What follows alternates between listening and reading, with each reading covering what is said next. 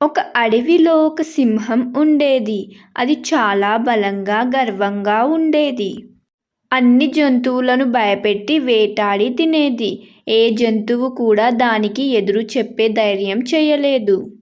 అడవిలో ఉన్న జంతువులన్నీ దీని బారిన పడకుండా ఉండటానికి ఒక ఉపాయం చేశాయి.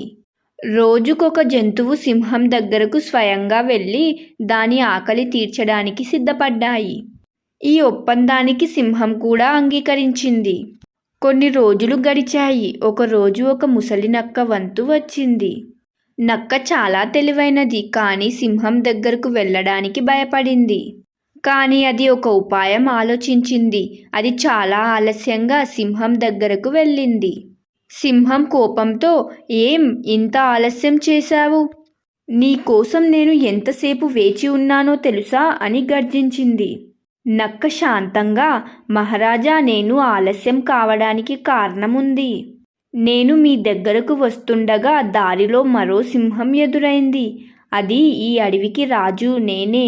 నీవు నా ఆకలి తీర్చాలి అని చెప్పింది. నేను చాలా కష్టపడి మీరే రాజు అని చెప్పడానికి ప్రయత్నించాను, కానీ అది నమ్మలేదు. అది మీకు సవాలు విసిరింది అని చెప్పింది." ఈ మాట వినగానే సింహం కోపంతో ఊగిపోయింది. "ఏంటి?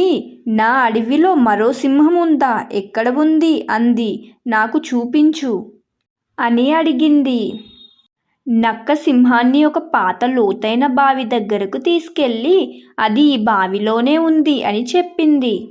సింహం బావిలోకి తొంగి చూసింది. బావిలోని నీటిలో దాని ప్రతిబింబం కనిపించింది. దాని ప్రతిబింబంలో మరో సింహం కనిపించిందని భ్రమపడిన ఆ సింహం కోపంతో గట్టిగా గర్జించింది. బావిలో నుంచి దాని గర్జన ప్రతిధ్వనించింది. "ఆ సింహం నా మీద గర్జిస్తోంది" అని అనుకున్న సింహం తన ప్రత్యర్థిని ఓడించడానికి ఆలోచించకుండా బావిలోకి దూకింది.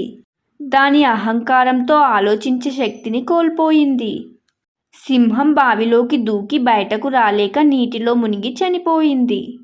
ఆ తర్వాత అడవిలో ఉన్న జంతువులన్నీ సుఖంగా, స్వేచ్ఛగా జీవించాయి.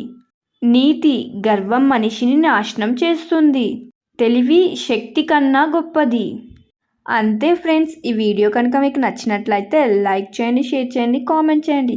సబ్స్క్రైబ్ చేయడం మాత్రం మర్చిపోకండి. మరొక మంచి వీడియోతో మీ ముందుంటాను. అంతవరకు మన ఛానల్లో ఉన్న వీడియోస్ అన్నీ చూసేయండి. Bye bye.